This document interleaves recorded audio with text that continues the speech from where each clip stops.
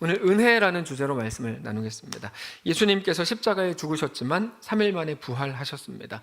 많은 사람들 중에 가장 먼저 예수님의 부활을 들은 사람들은 예수님의 무덤에 가서 예수님의 시신의 향품을 바르려고 했던 세 여자였습니다. 막달라 마리아와 야고보의 어머니 마리아, 그리고 살로메였습니다. 그들은 거기서 기다리고 있었던 한 청년으로부터 예수님께서 부활하셨다는 이야기를 들었습니다. 그 청년은 하나님이 보내셨던 사람이라고 말씀을 드렸죠. 그런데 그 모든 상황을 자기들의 눈으로 직접 보면서도 여전히 어리둥절하면서 그녀들은 두려워하고 무서워할 뿐이었고 아직 예수님의 부활을 믿지는 못하고 있었습니다. 그러다가 부활하신 예수님께서 막달라 마리아를 직접 만나 주셨습니다. 그게 9절입니다.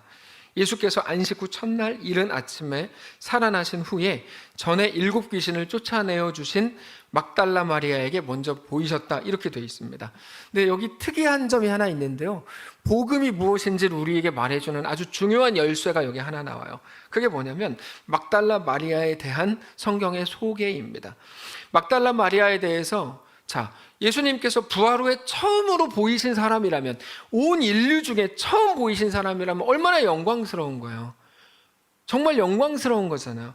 근데 그냥 막달라 마리아 이렇게 하면 될 것 같은데 그렇게 안 하고 굳이 앞에다가 예수님께서 전에 7 귀신을 쫓아내 주셨던 사람, 이렇게 소개한다는 거죠.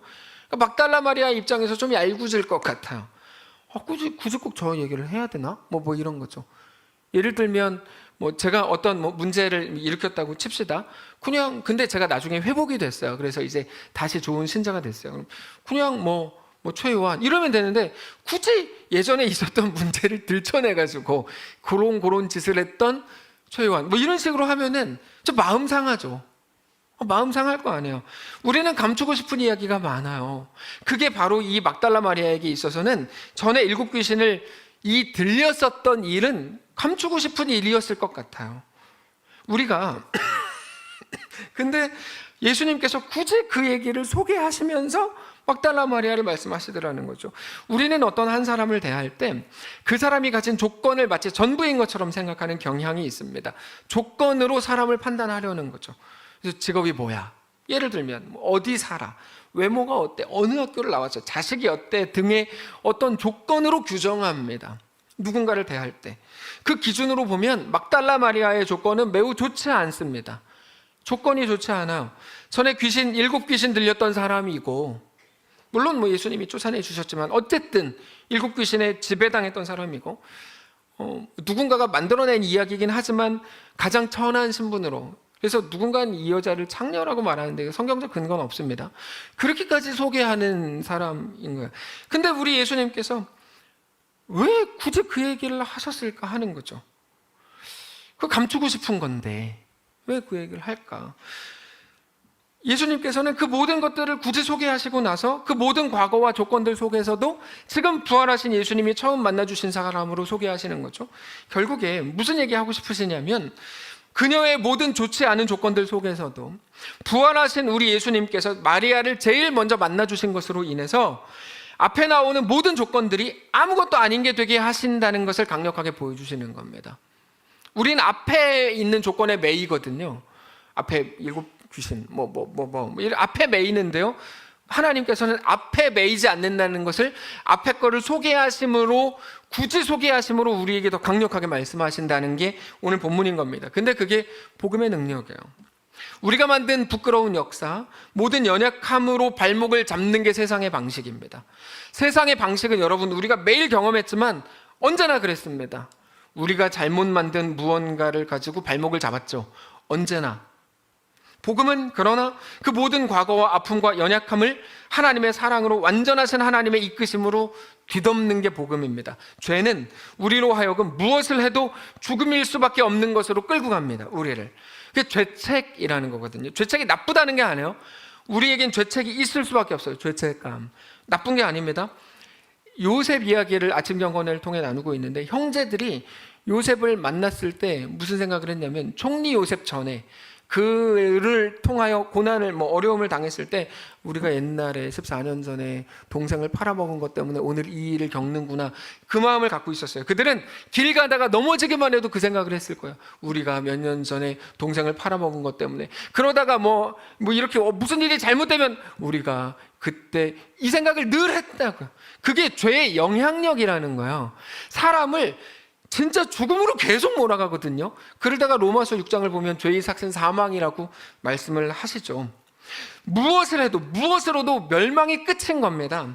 그러나 하나님의 은혜는 무엇입니까? 무엇으로도 우리를 멸망시킬 수 없는 것으로 이끄시죠. 여러분, 고난은 우리를 죽이려고 달려드는 게 맞아요. 고난은. 근데 하나님의 은혜의 복음은 어떻습니까? 그것으로 하여금 완전히 힘을 잃어버리게 만드는 거죠. 어떤 힘도 발휘하지 못하게 해요. 심지어 우리 연약함과 못남과 실수와 실패까지도 하나님께서는 그것이 일하게 하셔서, 이 말씀을 제가 올해 초인가 작년인가에 좀 쭉 전했는데 그때 이 부분을 이해 못하시는 분들이 여러 계셨어요. 그래서 개인적으로 연락을 주시는 분들이 계셨어요. 이게 어떤 의미입니까? 이렇게 물어보시는 분들이 계셨는데 이게 그런 의미입니다. 우리 연약함과 못남과 실수와 실패는 우리를 죽이려고 달려들지만 그리스도 예수 안에서 하나님께서 그것들이 일하게 하셔서 우리를 결국 자라나게 하고 온전한 하나님의 백성이 되게 하시는 도구로 쓰신다는 거예요. 우리를 망하게 하고 죽이려고 달려들던 것들이 더 이상 우리를 망하게 할 수 없고 죽일 수 없을 뿐만 아니라 오히려 우리를 자라나게 하고 우리를 더 존귀한 하나님의 백성으로 완성하는 데 쓰이게 된다는 거죠. 그거를 알았던 바울은 뭐라고 고백합니까? 급기야 고난은 유익이라고 얘기하는 거예요. 여러분, 그건 그냥 나오는 말이 아니에요. 고난은 유익이다, 그 말은 그냥 나온 말이 아니에요. 멋있게 말해야지 그러려고 나온 게 아닙니다. 하나님이 어떻게 일하시는지를 알고 믿었기 때문에 할 수 있는 말입니다. 우리의 모든 고난, 우리 모든 약점, 우리 모든 과거까지도 마찬가지입니다. 그게 은혜죠. 우리 운명을 바꾸셨다는 게 바로 그겁니다. 그거를 성경은 이렇게 표현합니다. 이전 것은 지나갔으니 보라 새 것이 되었도다 라고 표현합니다. 근데 사실 그게 우리에게 대한 하나님의 목적이에요. 둘째 아들 이야기 많이 말씀드렸잖아요. 지가 나쁜 짓 해가지고 아버지 그렇게 해가지고 지가 집 나가가지고 지가 망했어요. 그러면 그게 망한 걸로 끝나야 되잖아요. 근데 하나님은 그것으로 하여금 일하게 하셔서 비로소 아버지의 집을 생각하게 하시고 돌아와서 진짜 아들의 모습으로 훈련받게 하시죠. 그게 고난이 일하게 하시는 하나님의 은혜인 거예요. 그래서 어떤 분들은 심지어 이렇게까지 말해요. 야, 그때 그 고난이 없었으면 어떡할 뻔했어 라고 얘기하는 거죠. 이번에 우리가 모두 고백한 것처럼 그때 가나전이 없었다면, 하여튼 그렇습니다. 그런 것과 같은 거죠. 그게 우리에게 대한 하나님의 목적인 거예요. 우리를 완전히 새로운 사람으로 바꿔주시는 겁니다. 우리는 과거를 적당히 감추는 게 능력이라고 생각합니다. 그래서 적당히 감추고 숨기죠. 그러나 하나님께서 우리에게 행하시는 방식은 은혜의 방식인데 그거는 적당히 감추는 게 아니에요. 일곱 귀신 들렸던 거, 누가 그런 얘기를 해? 지금 이렇게 하는 게 아니에요. 적당히 감추는 게 아닙니다. 모든 것들을 가지고도 완전히 새롭게 하시는 거거든요. 그렇게 우리의 과거, 못남, 실수와 모든 실패와 연약함과 부족함으로 인해서 우리가 스스로 만들어낸 모든 흑역사마저도 하나님께서는 모든 것이 합력하여 선을 이루어 내신다고 말씀하셨습니다. 그 결과 모든 것들까지도 하나님의 섭리와 계획 속에 있었던 것이라는 사실을 우리가 고백하게 되는 거죠. 여러분, 우리는 고난이 우리를 무너뜨린다고 생각합니다. 그래서 나온 현상이 뭐냐면 고난을 피하는 것 또는 우리에게 있는 문제를 해결하는 게 하나님이 우리에게 맡기신 사명일 거라고 착각합니다. 완전히 착각입니다. 하나님께서 우리에게 문제를 해결하도록 사명을 주시지 않습니다. 여러분, 이건 잘 생각하셔야 되고 잘 기억하셔야 되는데요. 하나님이 우리에게 맡기신 건 그 문제를 해결하라는 게 아닙니다. 뭘까요? 그 고난 속을 걸으라는 게 요구됐다는 걸 아셔야 돼요. 이거는 수도 없이 말씀을 드렸죠. 고난을 견디면 좋은 일이 생기는 게 아니고 고난으로 하여금 일하게 하셔서 그 속에서도 우리를 더 존귀하게 하고 자라나게 하실 거라는 겁니다. 여러분, 기억하십시오. 문제의 해결은 하나님께 있습니다. 이건 성경이 계속 얘기하는 거예요. 요셉도 그 얘기하잖아요. 꿈의 해석은 하나님께 있습니다. 계속 얘기하거든요. 다만 우리는 그럼 뭐 하라는 겁니까? 그 속에서 믿음으로 살아가는 거죠. 믿음으로 걷는 거죠. 근데 이거를 많은 분들이 오해를 해가지고 자기가 하나님이 되려고 하는 거예요. 자꾸 내가 홍해를 갈라야 되고 내가 이걸 해야 된다고 생각하는 거거든요. 제발 오버들 하지 마십시오. 믿음으로 그 앞에 서시는 거예요. 그냥 네. 하나님이 행하시는 일을 보는 거예요. 근데 안 보겠다 그러면 답이 없죠. 하나님 이것도 틀렸고 저것도 틀렸고 이건 내 마음에 안 들고 다 그래요. 네가 하나님 해라. 하나님이 그렇게 하시는 거죠. 그렇지 않습니다. 근데 그게 요셉입니다. 요셉은 못 낳고 형제들과 야곱도 못 낳습니다. 그게 팩트예요. 근데 하나님께서는 그 모든 것들을 통해 결국 놀라운 역사를 이루시죠. 그냥 한 번에 총리로 가게 하지 않으시고 어떻게 하셨어요? 노예, 감옥을 거치게 하신 이유가 있는데 그게 성경을 보면 뭐라고 나오냐면 자라나게 하기 위해서다. 분명하게 나와요. 시편 105편입니다. 17절에 이렇게 되어 있습니다. 그가 한 사람을 보내셨으며 요셉이 종으로 팔렸도다. 그의 발은 착고를 차고 그의 몸은 쇠사슬에 매었으니 곧 여호와의 말씀이 응할 때까지라. 자, 여호와의 말씀이 응할 때까지, 하나님의 말씀이 이루어질 때까지 그는 어떤 과정, 어떤 길을 겪게 됩니까?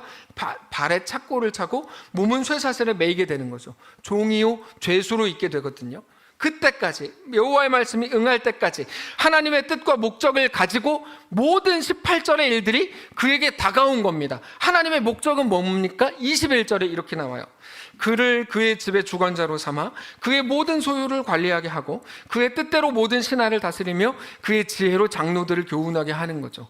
그냥 히브리 청년 한 명을 총리로 머리 좋다 그래서 딱 세우는 게 아니에요. 하나님의 계획은 뭐라고요? 그의 뜻대로 모든 신하를 다스리고 모든 신하가 그의 다스림을 보면서 인정할 만하고, 그래서 이게 이제 지난 아침 본문, 경건의 본문이었는데 애굽 사람들은 히브리 사람들과 겸상을 하지 않습니다.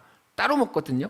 근데 요셉은 알려진 히브리인이었어요. 그 시대 알려진 히브리인이고 하나님을 섬기는 사람이고 바로왕 앞에서도 대놓고 그 얘기를 하거든요. 근데도 거기 총리로 사는 거죠. 놀라운 은혜인 거예요. 하나님께서 요셉을 어떻게 훈련시켰는지 우리가 알 수 있어요. 그의 뜻대로 모든 신하를 다스리고 그의 지혜로 장로들을 교훈하게 하기 위해 하나님은 그 과정을 허락하신 거죠. 요셉은 여러분 그거를 정확히 깨달았어. 뭐를 깨달았냐면 하나님이 이끄셨고 하나님이 자기의 길의 주인이신 것을 알게 됐습니다. 이 표현이 중요합니다. 하나님이 우리의 길의 주인이신 것을 알게 되시기를 축복합니다. 이거를 모르면 어떻게 되냐면 매일 원망밖에 나오지 않아요. 불평이 나오고 매일 이게 막 불평밖에 나오질 않는 거예요. 근데 우리가 알아야 되는 건 이 길의 주인이 하나님이신 거죠. 우리의 인생 길의 주인이. 그래서 나중에 요셉이 팔려간 지 약 20년, 21년 정도 된 후에 요셉이 형들을 만난 자리에서 요셉이 이렇게 얘기해요. 형님들이 나를 이곳에 팔았다고 해서 걱정하지 마십시오. 근심하지 마시고 한탄하지 마십시오. 여러분 이게 중요합니다. 하나님이 내 길의 주인이신 것을 진짜로 아는 게 중요해요. 그냥 어쩌다가 내가 잘해서 또는 재수없이 이렇게 된 게 아니고 하나님이 이 길의 주인이신 걸 알아야 됩니다. 요셉은 그거를 믿었어요. 그래서 귀한 고백을 합니다. 사실 요셉은 형들이 팔았기 때문에 애굽에 보내진 거거든요. 형들이 팔았기 때문에. 근데 요셉의 생각은 달랐어요. 논리적으로 볼 때 형들이 팔아서 요셉이 애굽에 간 거라면 요셉을 애굽에 보낸 게 형들이 되는 건데 요셉은 그렇게 믿지 않았습니다. 이곳에 보낸 분은 하나님이라고 믿었습니다. 요셉의 고백을 보면 분명하게 그렇게 그 믿음을 이렇게 얘기해요. 창세기 45장 5절에 이렇게 나옵니다. 당신들이 나를 이곳에 팔았다고 해서 근심하지 마소서, 한탄하지 마소서. 하나님이 생명을 구원하시려고 나를 당신들보다 먼저 보내셨나이다. 이 길의 주인은 니들이 아니라 하나님이셨던 거예요. 하나님이 먼저 보내신 거예요.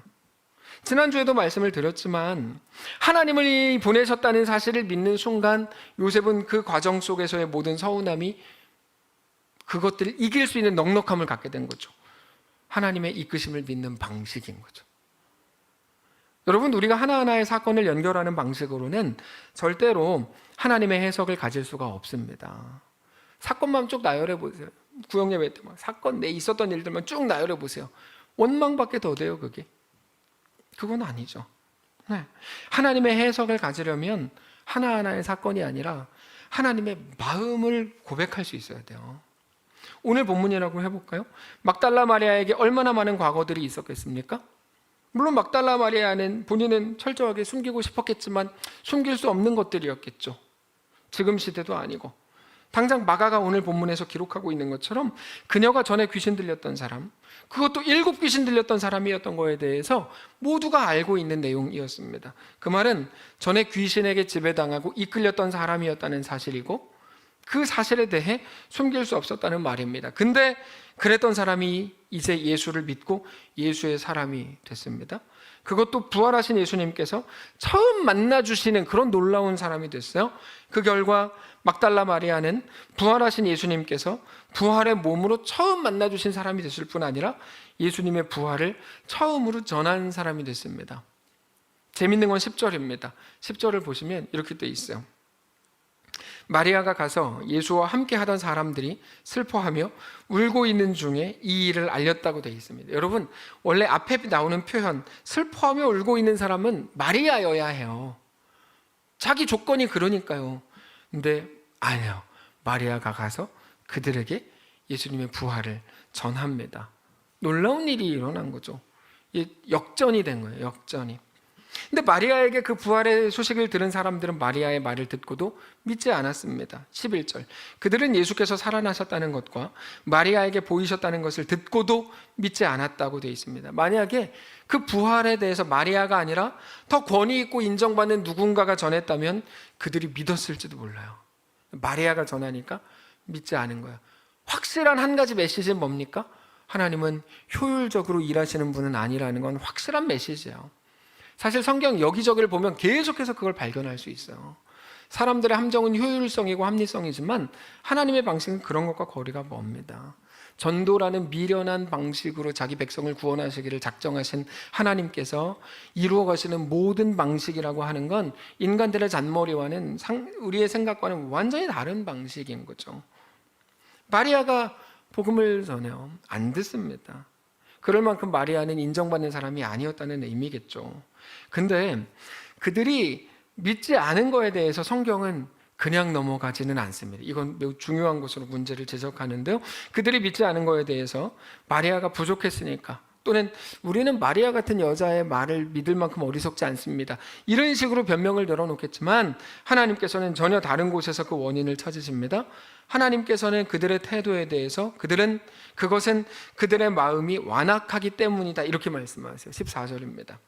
그 후에 11 제자가 음식을 먹을 때 예수께서 그들에게 나타나사 그들의 믿음 없는 것과 그 마음이 완악한 것을 꾸짖으셨다, 이렇게 돼 있죠. 완악함의 증거, 완악함이라고 표현한 이유는 이는 자기가 살아난 것을 본 자들의 말을 믿지 아니함이로라, 이렇게 말하죠.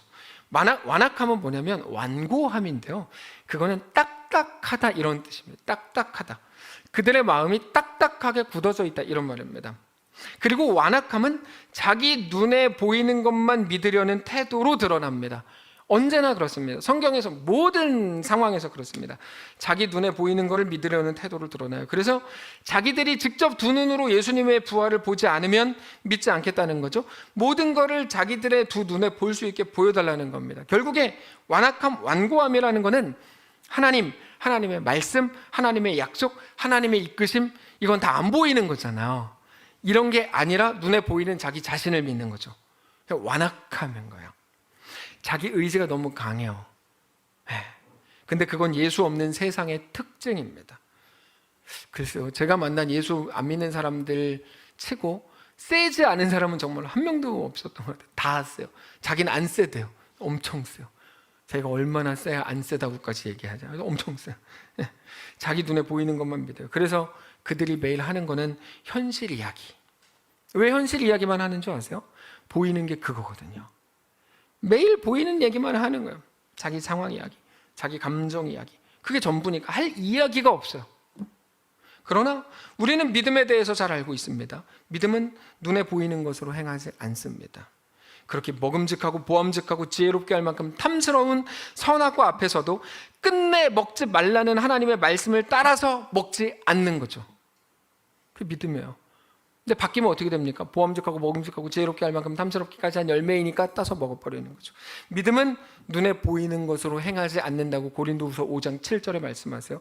모든 눈에 보이고 느껴지는 현실 속에서 보이지 않는 하나님의 약속, 우리에게 대한 하나님의 의지, 하나님의 사랑과 완전하심을 믿게 되시기를 주님 이름으로 축복합니다. 오늘 우리가 서 있는 우리 현실 한가운데에서 우리 하나님을 믿고 붙들고 의지하는 거죠. 그 믿음으로 우리 현실을 걸어가는 겁니다. 그리고 그렇게 믿음으로 걸어가라고 하시는 게 복음의 명령입니다. 복음의 명령이 뭐라고요? 우리 현실을 믿음으로 걸어가라는 거죠. 현실을 바꾸려고 하기 전에 현실을 믿음으로 걸어가라는 거죠. 요단강을 뚫어놓고 지나가라고 하지 않으시잖아요. 요단강을 언약궤를 맨 사람들이 먼저 발을 내디딜 때 열어주시는 거죠. 우리 하나님을 믿고 그 믿음으로 우리 현실을 걸으라는 겁니다. 그래서 우리가 현실을 얘기한다면, 기독교인들이 현실을 얘기한다면 그 이유는 딱 하나여야 합니다. 그럼에도 믿음을 선택하기 위해서여야지, 그러므로 난 현실을 따르는 자가 될 거야가 될 수는 없는 겁니다. 그건 기독교인으로서 매우 부끄러운 결정입니다. 왜냐하면 오늘 본문에 나오는 제자들의 모습처럼 믿는 자라고 배지는 달고 있는데 믿지 않는 자의 결정을 계속해요. 현실에 의한 결정을 계속해요. 부끄러운 거예요. 저는 우리 교회가 현실에 의한 결정들로 자랑하는 교회가 되지 않기를 원해요. 교회가 진짜 교회가 되기를 원해요. 교회라는 이름이 뭐가 중요해요? 교회가 되는 게 중요한 거 아니에요? 근데 그렇다고 해서 신자는 현실을 무시하지 않습니다. 이거 중요한데요. 여러분, 현실이 없는 곳에서는 믿음도 필요 없습니다. 현실이 없는데 믿음이 뭐가 필요해요? 두려움이 없는 곳에서 믿음은 존재하지 않습니다. 오직 현실, 처절한 현실 위에서만 믿음이 요구되고 발휘됩니다. 그렇게 신자의 믿음은 언제나 현실과 함께 갑니다. 어떻게 함께 갑니까?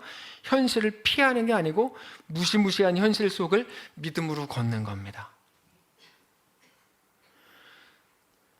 현실을 피하는 게 아니고 무시무시한 현실 속을 믿음으로 걷는 거예요. 그래서 믿음은 두려움과 항상 함께 존재합니다. 그 깊은 두려움 속에서 신자는 비로소 믿음을 말하고 믿음으로 결정해 가는 겁니다. 여러분, 제가 양심껏 헌금 설교 합니까? 여러분, 듣기 싫게 헌금 설교 합니까? 솔직히 대답해 주세요. 합니까? OX로, 왜 자꾸 고개를 끄덕이세요? 하는 것처럼 보이잖아요. OX로 하세요. 제 헌금 설교 합니까? 안 합니까? 안 하잖아요. 여러분, 11조 하십시오. 똑바로 하십시오. 빼먹은 거 다 하십시오. 제발 그냥 그렇게 유야무야 하지 마십시오. 다음에 하겠습니다. 자, 근데 믿음이 아니면 그게 어려워요. 현실 속에서 믿음으로 선택하기가 어려워요. 어렵다고요. 현실은 우리에게 두려움을 넣어서 늘 뭐라고 말하냐면 그러므로 가만히 있으라고 얘기하거든요. 너 아무것도 하지 마. 너 지금 상황이 그렇잖아. 너 힘들잖아. 너 가만히 있어. 이게 현실이 우리에게 주는 메시지거든요. 아무것도 하지 말라는 거예요. 너 그러다 죽는다. 내가 너 죽인다. 이게 현실의 얘기입니다. 우리는 모두 두려움 앞에서 정말 망할 것 같고 더 힘들어질 것 같고 더 고달파질 것처럼 느낍니다. 그래서 움츠러들어요. 이게 우리 본능입니다. 근데 그래서 그 순간에 여러분, 우리 속에 하나님 나라가 임하는 기회가 생기는 거예요. 너무 중요한 메시지입니다. 우리는 하나님 나라가 뭔지를 알아야 됩니다. 하나님 나라가 무엇인지 알아야 우리가 그토록 원하는 하나님 나라가 임한다는 것도 어떤 의미인지 정확하게 알 수가 있습니다. 하나님 나라는 하나님이 다스리시는 나라입니다. 하나님 나라는 하나님의 통치권으로 꽉 차 있는 나라입니다. 하나님 나라가 임한다는 건 내가 원하는 내 뜻과 내 옳음과 내 판단과 내 정의가 실현되는 게 아닙니다. 매일 자기가 옳다 그러고 내 뜻대로 실현하려고 하면 그게 어떻게 하나님 나라입니까? 자기 나라지. 이게 아무리 다 옳다 그래도 그건 자기 나라예요. 하나님 나라는 옳음을 주장하는 게 아니에요. 하나님 나라는 하나님이 다스리시는 나라예요. 인간적으로 볼 때 틀리게 보일 수도 있어요. 사람의 옳음이 하나님 보실 때 다 옳아요? 말도 안 되는 소리죠. 하나님 나라가 임한다는 건 나로, 내 생각으로 꽉 차 있는 내가 비로소 하나님 앞에 엎드리고 그렇게 죽은 자가 되는 겁니다. 그래서 하나님 나라로 꽉 차 있는 신자들의 매일의 고백이 늘 똑같아요. 내가 아니요 오직 예수님이십니다라고 고백하는 거죠. 그렇게 내 속사람이 하나님의 통치권으로 가득 채워지는 겁니다. 그래서 우리가 믿음이라고 하고 특별히 믿음으로 행한다는 말을 자주 하는데요, 믿음으로 행한다는 말은 뭐냐면, 여러분 이거는 엉성한 말이 아니고 아주 정확한 말인데요, 내가 하나님을 믿기 때문에 행하는 어떤 일이라는 의미입니다. 믿음으로 행한다는 것은 하나님을 믿어서 행하는 어떤 결정이라는 의미예요. 사람들이 인정해주고 칭찬해주는 일이라는 말이 아니에요. 믿음으로 행하는 것은 믿어서 행하는 일입니다. 하나님을 믿기 때문에 행하는 일, 믿기 때문에 한 결정을 말하는 거예요. 근데 언제나 거기에는 두려움이 있다고요. 그게 필수적인 겁니다. 하나님의 요구는 눈에 보이는 것들을 뚫고 가라고 요구하고 도전하기 때문입니다. 100%입니다. 이거는 예외가 없습니다. 하나님의 요구는 언제나 우리 눈에 보이는 것을 뚫고 가도록 도전한다고요. 이건 너무 중요한 영적 원리입니다. 현실을 보면 두려움이 생깁니다. 근데 그때 그래서 믿음으로 행하는 겁니다. 그래서 두려움과 믿음은 언제나 같이 가는 겁니다. 지난주에 소개했나요? 예전에 소개했죠. 기독교회 내에서 두려움에 믿음이 없는 것처럼 취급하는 행태는 아주 잘못된 행태입니다. 너 두려워해? 야, 너 믿음이 얼마나 없으면 두려워해? 여러분, 이거는 너무 심하게 무지한 말이에요. 말도 안 되는 소리예요, 그거는. 너무 몰라서 하는 말입니다. 두려움은 언제나 믿음과 같이 갑니다. 믿음은 언제나 두려움 속에서만 발휘됩니다. 그건 우리만의 얘기가 아닙니다. 실제로 성경의 모든 선배들은 그래서 늘 두려움 때문에 혼란을 겪었습니다. 그들은 여러분 담대하지 못했고 늘 쭈글쭈글했습니다. 예수님의 십자가 겟세마네 기도 설명드렸죠. 겟세마네 기도 앞에서 두려워하셨던 분은 예수님이고 전혀 두려움 없이 기도할 필요도 없이 잤던 사람들은 제자들이었습니다. 십자가의 길을 걸으신 분은 예수님이셨고 그것을 끝내 거부한 사람들은 제자들이었습니다. 여러분, 확신과 담대함이 그 길을 걷게 한다고요? 절대 그렇지 않습니다. 그건 속임수입니다. 두려움으로, 그러나 두려움 속에서 믿음으로 걷는 겁니다. 오늘 두려워하고 계시잖아요. 잘하시는 거예요. 그 속에서 믿음으로 선택하시는 거예요. 그게 예수님의 겟세마네 기도를 통해 우리에게 주신 하나님의 메시지였죠. 하나님의 말씀은 늘 눈에 보이는 것들을 거스르도록 주어집니다. 눈에 보이는 게 있으면 그게 막 거슬려요. 그럼 하나님이 나에게 요구하시는 게 이거겠거니 우리는 충분히 추측할 수 있어요. 그래서 거기에서, 오직 거기서만, 우리의 믿음을 가지고 현실을 거스르는 것을 통해서만, 거기서만 사건이 일어나고 거기에서 놀라운 하나님의 역사가 시작되는 거예요. 위기라고요? 은혜를 맛볼 기회인 거죠.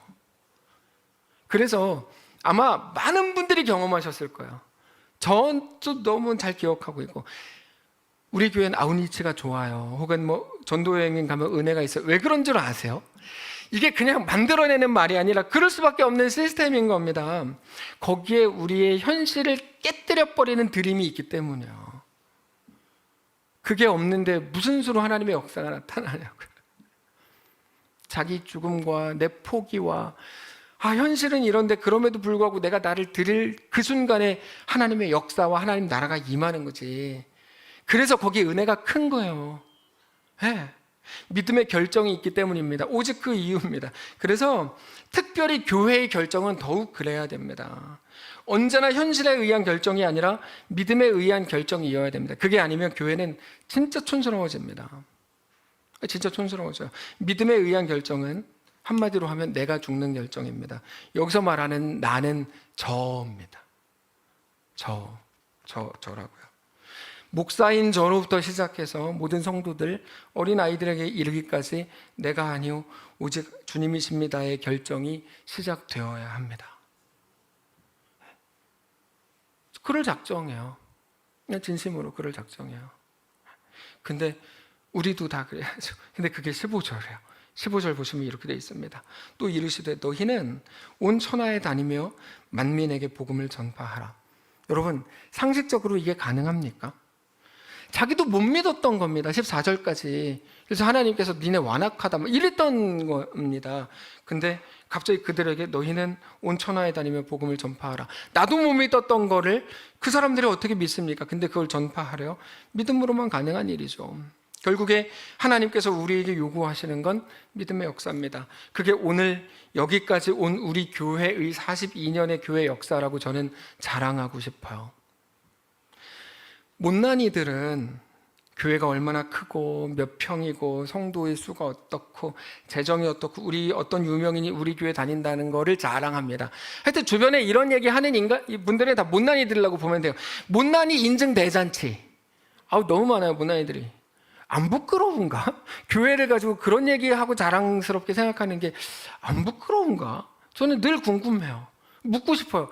그런 얘기하는 거 안 부끄러워요? 교회랑 무슨 상관이길래 그런 얘기를 해요? 라고 얘기하고 싶은데 그럼 또 싸우니까 또 얘기 안 하는데, 하여튼 못난이 인증대잔치. 근데 성경이 요구하시는 교회는 그런 것과 눈곱만큼도 관련이 없어요. 여러분 눈곱이 얼마나 큰지 모르겠지만 어쨌든 관련이 없다고요.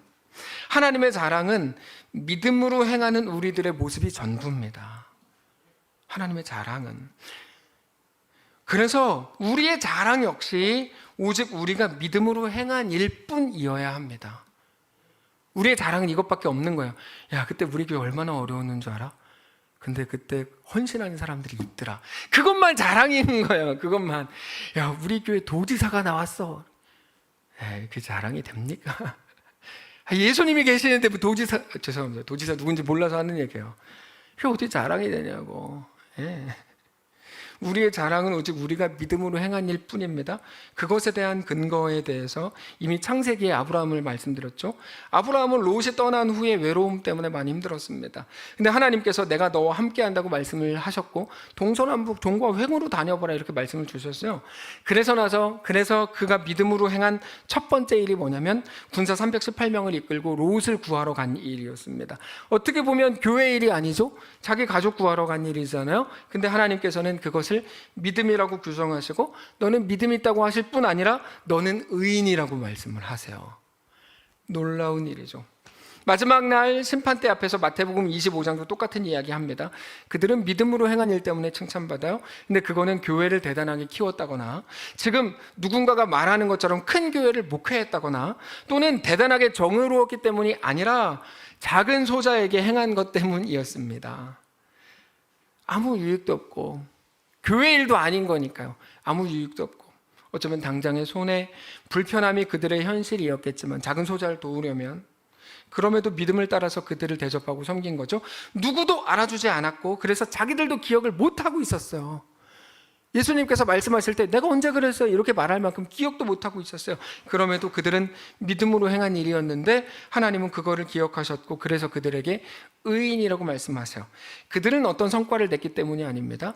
보이지 않는 세상 한가운데서조차 믿음으로 행했기 때문입니다. 그게 하나님의 유일한 자랑거리인 겁니다.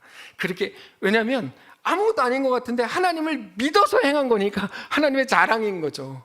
이해가 되세요? 그렇게 행하고 그렇게 말하고 그렇게 결정하는 사람들을 향해서 하나님께서 의인이라고 하시면서 그거를 자랑하세요. 한국교회에서 가장 존경받았던 옥하는 목사님은 생전에 설교 때 굉장히 많이 반복했던 말이 있어요. 자기네 교회가 커지는 거에 대한 아쉬움을 늘 말했어요. 우리 교회가 왜 커져야 됩니까? 이게 늘 아쉬웠어요. 그러니까 저는 지금 한국교회 교인들이 이상해요, 솔직히. 죄송합니다. 죄송할 것도 없어요. 전 정말 이상해요.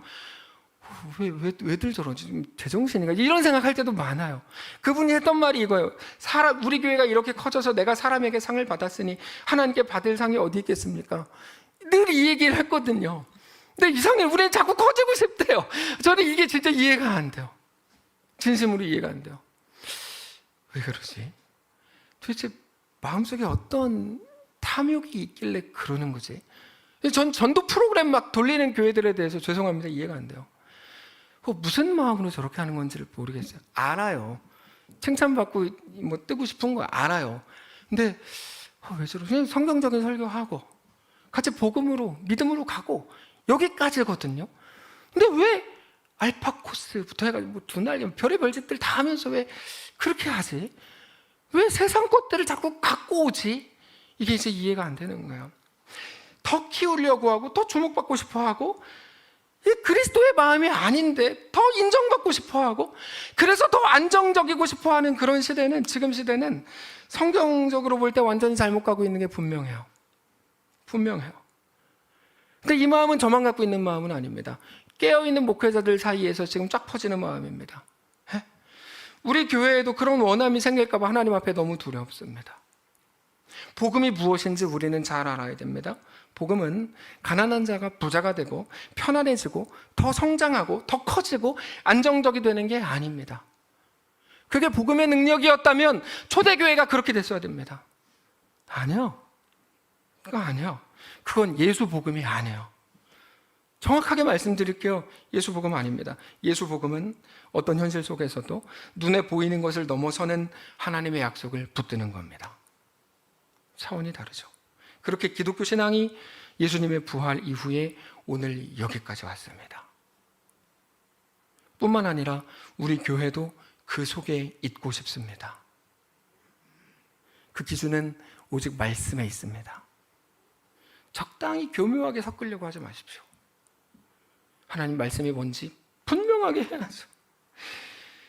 우리는 이제까지 하나님의 은혜로 42번째 교회 창립주의를 맞이했습니다.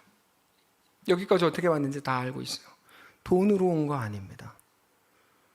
저도 어렸을 때 생각해보면 다 기억나요. 대단한 사람들의 실력으로 온 거 하나도 없어요.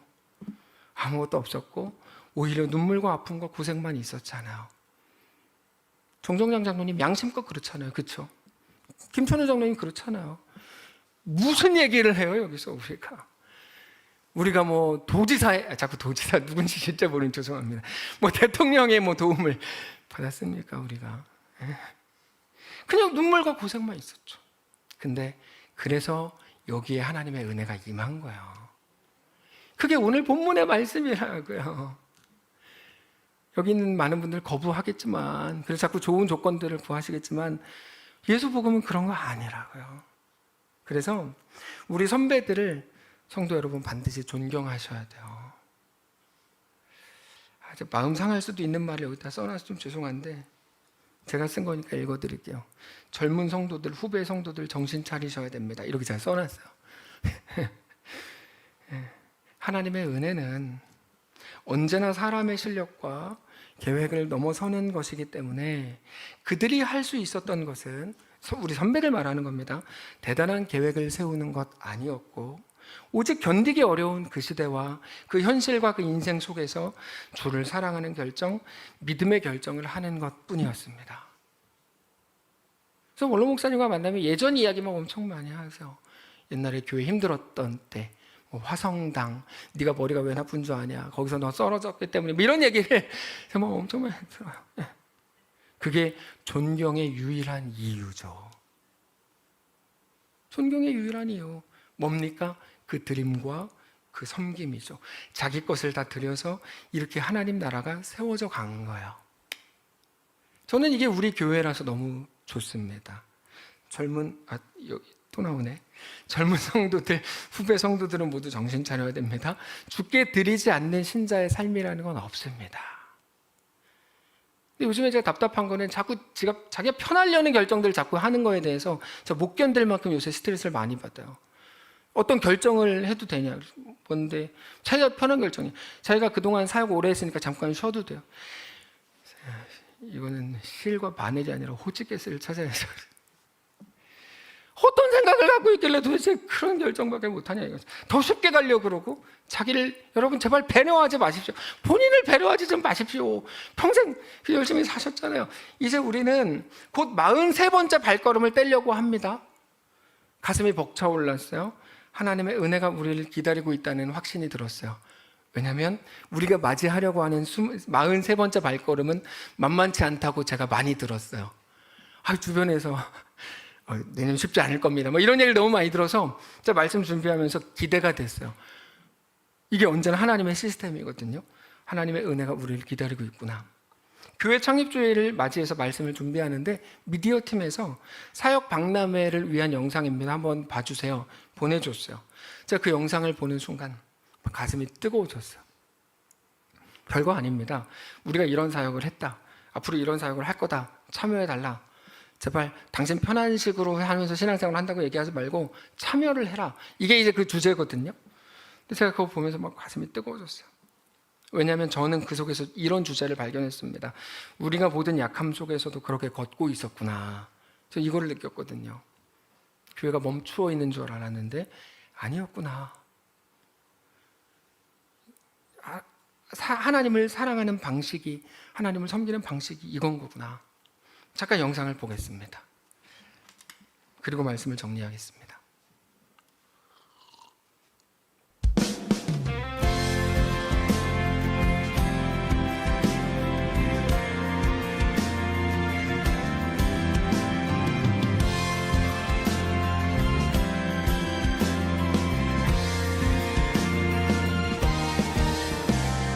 크신 일을 이루신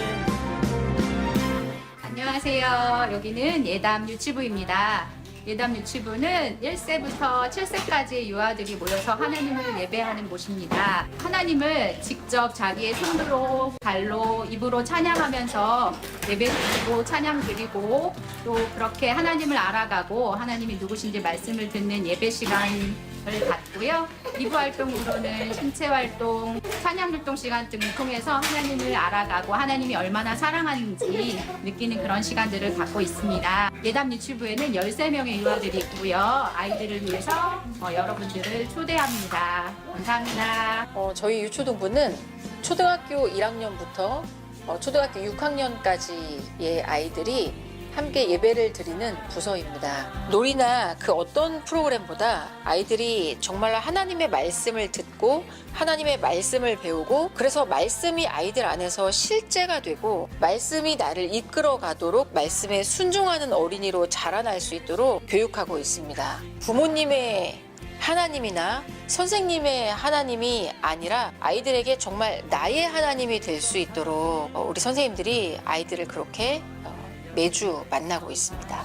청소년부는 중고등학생의 청소년들이 하나님을 경험하고 예배하는 부서입니다. 예배드리고 말씀 읽은 것에 대한 자신의 묵상과 적용을 나누는 반나눔 사역, 책을 읽고 읽은 내용을 하나님의 시각으로 풀어서 나눠보는 북쉐어 사역, 아이들을 주일 뿐 아니라 일상 속에서도 만나보는 신방 사역 등 이성과 감성이 함께 하나님을 향할 수 있도록 돕고 함께 예배하는 사역을 감당하고 있습니다.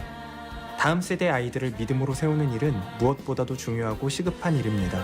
성도님들의 많은 관심과 기도, 참여를 바랍니다. 저희 장학부는 다음 세대를 세우는 일에 앞장서고 있습니다. 교회 학교나 특별 선반된 분들에게 매년 장학금이나 장학 물품을 지급하고 있습니다. 용기와 희망을 주는 가장 귀한 사역으로 앞으로도 최선을 다해 일하겠습니다. 다음 세대를 위한 장학부 사역에 많은 참여와 후원 부탁드리겠습니다. 감사합니다. 안녕하세요. 미디어팀입니다. 미디어팀은 방송과 음향, 영상과 디자인 등을 담당하고 있고요. 미디어팀이 하는 일이 어려워 보일 수 있으나 사실은 그렇지 않습니다. 미디어에 관심이 있으시거나 배워보고 싶다고 하시는 성도님들이 동참해 주셨으면 좋겠습니다. 감사합니다. 안녕하세요. 새 가족부는 예배를 드리러 오시는 성도님들께 주보를 나눠드리고 안내해드리는 안내팀과 새로 오신 분들에게 교회를 소개해드리고 그분들이 어색하지 않도록 함께 식사와 교제를 하는 기도하는 새 가족팀으로 나눠져 있습니다. 새 가족부는 하나님의 사랑과 평안이 온전히 전해질 수 있도록 하는 데 집중하는 사역입니다. 감사합니다. 실버 합창단은 65세 이상 되시는 분들이라면 누구든 참여하실 수 있습니다. 실버 합창단의 자랑이라면 예수님을 마음껏 찬양할 수 있고 서로를 격려하며 도와주는 열려있는 팀입니다. 함께 참여하고 나누고자 하시는 분이 있다면 언제든 함께 하시길 바랍니다. 찬양하라 찬양하라 예수를. 안녕하세요. 여성중창팀입니다. 저희는 교회 모든 여성 성도님들은 참여하실 수 있습니다. 노래를 못해도 리듬감이 없어도 모두 단 한 가지 하나님께 영광 드리고 하나님만 사랑하는 그 마음이면 모두 참여하실 수 있습니다. 여러분을 기다립니다. 감사합니다. 남성중창단은 모든 남성분들은 참여하실 수 있습니다. 노래를 잘하고 못하고 구분 없이 하나님을 사랑하고 찬양하기 원하는 모든 분들을 환영합니다. 남성중창단은 힘있고 듬직함으로 하나님께 나아가고 있습니다. 묵직하면서 강하게 사모하는 마음으로 찬양을 통하여 하나님의 임재가 이루어지길 원하는 마음으로 섬기고 있습니다. 함께 참여하시고 나누고자 하시는 분은 언제든 함께하길 바랍니다. 교회 사랑팀은 교회를 관리를 목적으로 하는 기관입니다. 교회 여러 곳을 돌아보고 문제가 있는지 빨리 파악하고 조치하여서 정상적인 예배를 드리는 데 있어서 부족함이 없도록 관리하는 데 신경을 쓰고 있는 기관입니다. 여러분들의 관심과 사랑이 필요합니다. 적극 지원해 주시기 바랍니다. 감사합니다.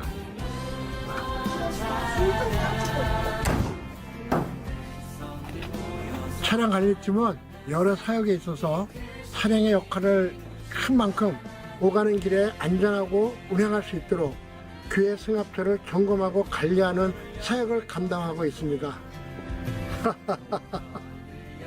선교부는 국내 지원팀과 해외 옥구막 파송팀으로 나뉘어서 각 선교지를 후원하며 기도와 협력으로 활동하고 있습니다. 특별히 아우리치와 벽돌 후원과 같은 사역을 기획하고 준비하며 성도님들과 함께 할 수 있도록 고민하고 있습니다. 그렇게 사역할 때 심었던 우리 작은 씨앗이 하나님의 나라를 세우는 놀라운 열매를 맺어 나가는 것을 지금껏 함께 보아왔습니다.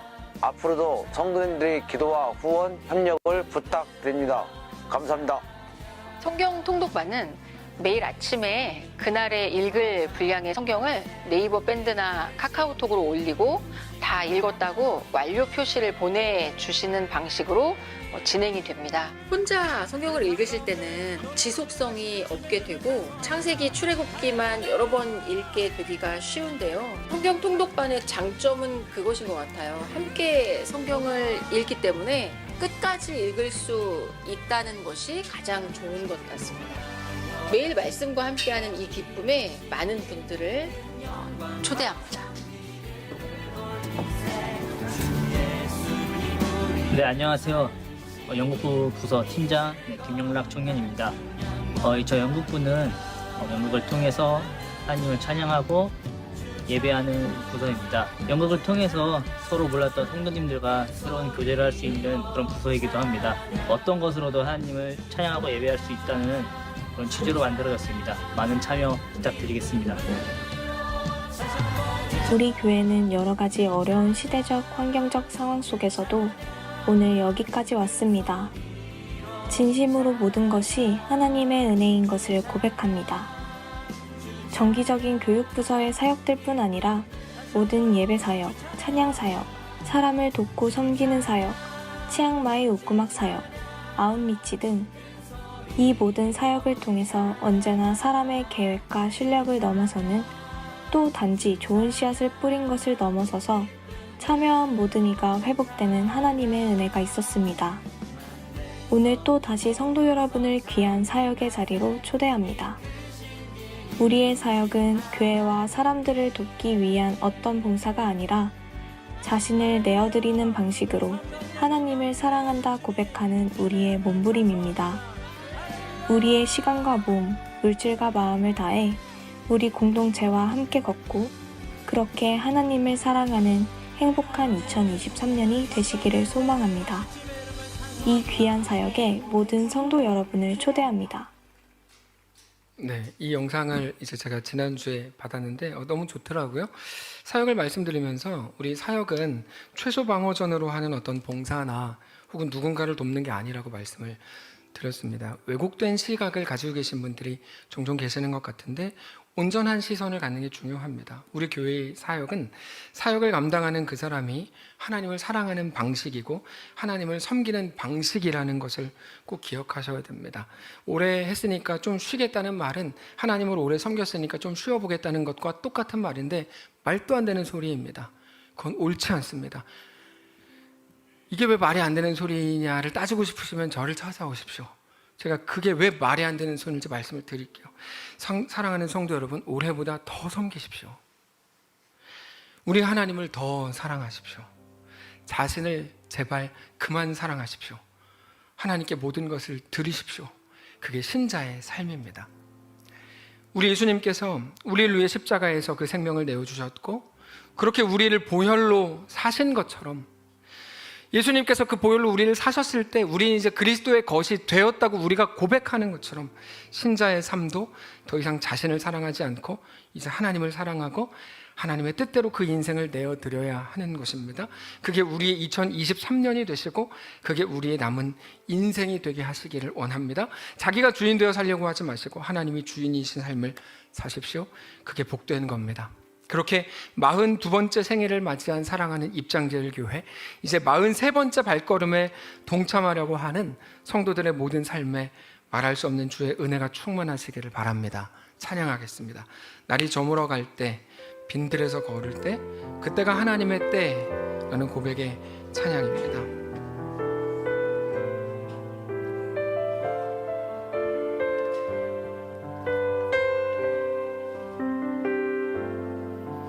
날이 저물어 갈 때, 빈들에서 걸을 때, 그때가 하나님의 때. 내 힘으론 안 될 때, 빈손으로 걸을 때, 내가 고백해 여호와 이래. 주가 일하시네, 주가 일하시네, 주가 일하시네. 주께 아끼지 않는 자에게 주가 일하시네, 주가 일하시네. 신뢰하며 걷는 자에게. 우리 모인 이곳에 주님 함께 하시네, 우리 모인 이곳에 주님 함께 계시네. 누리네 아버지 은혜. 적은 떡과 물고기 내 모든 걸 드릴 때 모두 고백해 여호와 이래. 주가 일하시네, 주가 일하시네, 주가 일하시네. 주께 아끼지 않는 자에게 주가 일하시네, 주가 일하시네. 신뢰하며 걷는 자. 우리 눈 감고 고백합니다. 주가 일하시네, 주가 일하시네, 주가 주께 아끼지 않는 자에게, 아끼지 않는 자에게 주가 일하시네, 주가 일하시네, 주가 일하시네. 신뢰하며 걷는 자에게, 신뢰하며 걷는 자에게. 하나님 42년, 어쩌면 그 벅찬 이름인데 그 기간 동안 하나님이 여기까지 우리를 이끄셨습니다. 어떤 눈물, 어떤 배고픔, 어떤 고난과 어떤 난처함이 있었습니까? 하나님 다 아시죠? 근데 하나님, 우리는 그 길도 믿음으로 걸었습니다. 그게 우리의 자랑입니다. 우리에게 남은 것, 어쩌면 아무것도 없는지 모르지만 아니요, 그 역사 남았습니다. 하나님, 이제 오늘부터 새롭게 시작되는 43번째 발걸음에 동참하는 성도들을 붙여주셨으니 감사합니다. 그들과 함께 이 길을 걸어보겠습니다. 하나님, 우리에게 허락된 이 길을 믿음으로 걷기로 결정할 때 살아계신 하나님 우리와 함께 하시고, 각자의 마음, 특별히 현실에 대한 두려움과 이거 진짜 안 되는 거 아니야, 여러 가지 염려가 있겠지만, 근데 그러므로 우리에게 허락될 은혜가 있음을 깨닫고, 지금은 그래서 움츠러들 때가 아니고 하나님의 은혜가 임할 때임을 기억하며 그 믿음으로 우리의 한 걸음을 또 믿음으로 내딛기를 소원하는 모든 자들에게 말할 수 없는 하나님의 은혜로 가득 채워주옵소서. 다만 그리스도의 핏값으로 우리를 사신 것을 안다고 하면서도 자신을 위해 살아갔던 모든 지체들을 불쌍히 여기시고 이젠 더 이상 자기 자신을 위해 살지 않고 믿는 자로 주를 위해 자신을 내어드리고 자신의 인생을 쏟아붓는 진짜 신자로 세워지는 멋진 2023년 되도록 축복하시옵소서. 우리 주인 되신 살아계신 예수님의 이름으로 기도합니다. 아멘. 이제는 우리 구주 예수 그리스도의 은혜와 하나님 아버지의 다함없는 사랑과 성령의 교통인도 역사 위로 함께 하시며 은사가 이 시간 주를 바라보며 예수 안에 허락된 이 길을 믿음으로 넉넉히 걷기를 소원하고, 그렇게 주님과 함께 우리 허락된 이 길을 기쁨으로, 두려움 속에 있지만 담대하게 믿음으로 선택하며 나아가기를 원하는 43번째 발걸음을 함께 시작한 사랑하는 모든 성도들 머리머리 위에, 그들의 가정 위에, 사랑하는 이 교회 위에, 우리 2023년 위에 이제로부터 영원까지 함께 계실지어다. 아멘.